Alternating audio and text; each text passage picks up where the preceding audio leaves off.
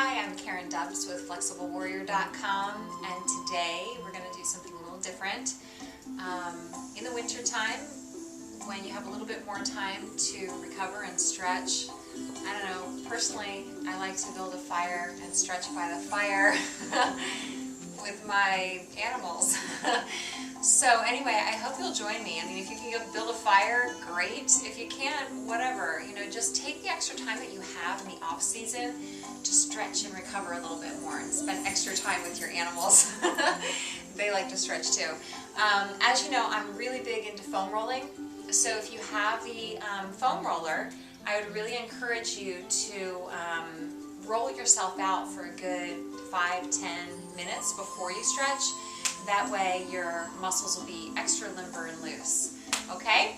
So join with me. We're just going to do some easy stretches by the fire. Alright, so we're going to start in child's pose. And just sit your hips back onto your heels.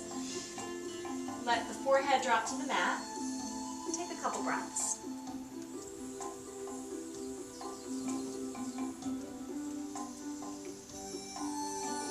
Shift forward and come into downward dog. So you're going to plant your palms, curl your toes, and lift your tailbone. A couple breaths here.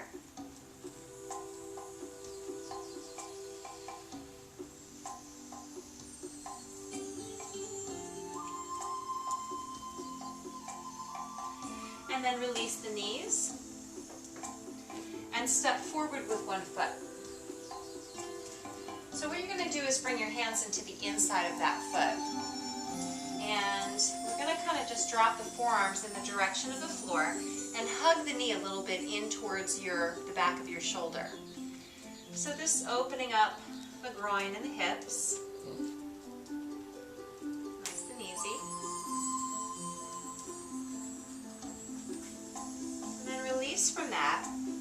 Curl your back toes under. We're going to come into straddle stretch, and then we'll get that same thing on the other side. So just walk around, come towards the middle.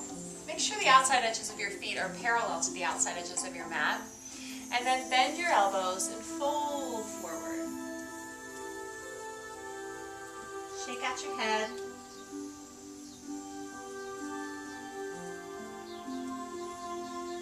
And then push through your palms, lift up through your chest, and walk around to your opposite foot. So again, you're going to bring your hands to the inside of your foot. And then just soften your elbows enough so that you're working. Some of you may be able to get one or both forearms down to the floor. And you want to take this back knee and kind of hug it in towards the shoulder just a little bit so that you keep your muscles slightly engaged through your stretch. Okay, a couple breaths in and out through the nose. And then push through the palms, lift through the torso, curl your back toes under, and then walk around again for a second. Straddle stretch. So plant the palms. You can lift halfway up first, take a full breath. And then as you exhale, you'll soften your elbows. Again, some of you may be able to get your forearms all the way down to the floor, but again, just soften the elbows as much as feels comfortable for you.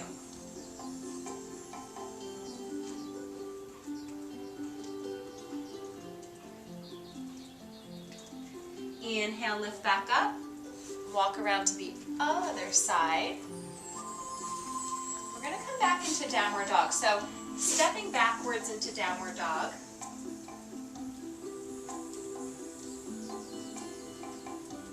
And next we're going to do pigeon stretch. So you can step your back leg forward and send the leg that's behind you away from you so that you feel a stretch through the hip flexor of the back leg. And then the front knee, if your hips are a little bit more open, you can walk your foot a little bit more forward. Otherwise, the heel will be slightly back towards the groin if the hips are tight like mine. Okay? So forearms down to the floor again. You can relax your forehead down towards your hands.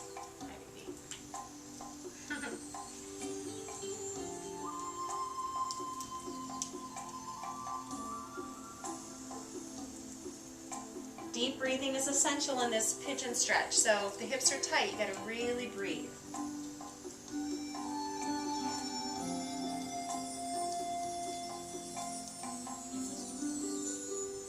And then lift up your chest, curl your back toes under, and And we're going to stay on the same leg. So whichever leg is out in front, step back to a plank pose, and then come all the way down to your stomach. Bring your forearm out in front of you and just grab the top of that foot. So now we worked the hip, the outside, and the glute a little bit. And now we're going to get the quad and the hip flexor, working around the leg. So just taking the top of the foot into the hand, you want to kick your foot a little bit into your hand so your foot feels kind of energized. And if the knee can come up from the floor, if that doesn't strain the knee in any way, do that.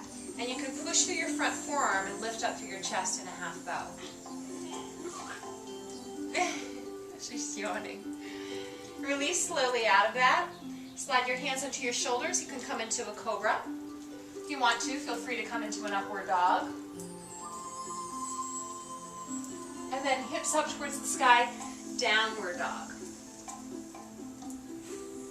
Getting that same sequence on the other side. So hip forward, we're just hitting the hip, and again, if you feel like you can take a deeper stretch, walk your foot a little more forward so it's parallel to the front edge of the mat. Again, otherwise the heel is closer to the groin if the hips are tight, like mine. Alright, we're going to come down to your forearms. So go ahead and come down. And then if you can, rest your forehead on your hands. So all the way down, just like this.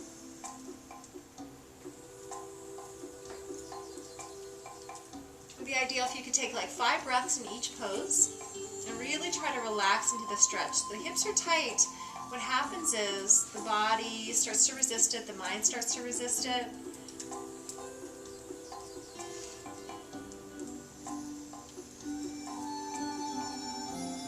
And then lift your chest. I'm just laughing at my dog because of course she sleeps, and then as soon as I start doing yoga, she's all about it. So your animals will probably be the same way. Go ahead and lower down. There's something about a yoga mat that they love. Okay, reach around, grab the top of that same foot. So we're working hip and then quad and hip flexor on that side. Forearm out in front of you, push down through that forearm. Lift up through the knee if you can. So the knee comes up from the floor as the foot kind of lifts towards the ceiling. Make sure that your back knee is in line with your hip so it's not kind of splaying out to the side. Take one more breath. And then slowly lower out of it. Hands slide under the shoulders, push into cobra or upward dog. So upward dog, you're on the tops of the feet and the hands. And then downward dog. So palms out in front, heels down. And then release the knees. And come into a seated position. So we just kind of worked, we did some hamstrings, hips, and quads, and now we're just going to do kind of groin, inner thigh in a seated butterfly stretch. So you're just going to grab the tops of your feet and kind of pull them towards you. Elbows can come into the creases of the knees and you just fold in half. What?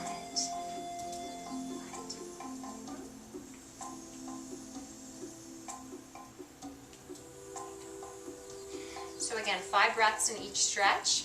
I'm giving my dog a little well-deserved attention while you stretch. I hope you're continuing to stretch, butterfly stretch. And then we're going to do a full straddle stretch and you'll be all done. Okay? So you can shift your weight back, send the legs out wide. Kids love this too. So again, if you roll out your yoga mat, your kids and your animals will be right there with you. And so it can be like a whole family thing. It's nice. Husbands, wives, everybody together stretching. Okay? Forearms can come down to the floor if they comfortably can. If your back's an issue in any way, you can certainly keep your hands out behind you. If you're less flexible, again, it doesn't matter. It's not about being super flexible. It's just about stretching what you already have. So, you know, you have to start where you are, and ultimately you'll get more and more flexible over time. Okay? So full fat straddle stretch. I guess the yoga music's got her all mellow, happy. Well, it's the fire. She's a fire dog for sure. Okay. So that's it. So just cross the legs, sit in an easy seated pose. And this is my dog, Casey. I'll introduce her to you. She's very old. She's been doing yoga since she was a puppy. So she's 14. And she's an old puppy now. But she looks pretty good for 14, right? So anyway, thank you so much.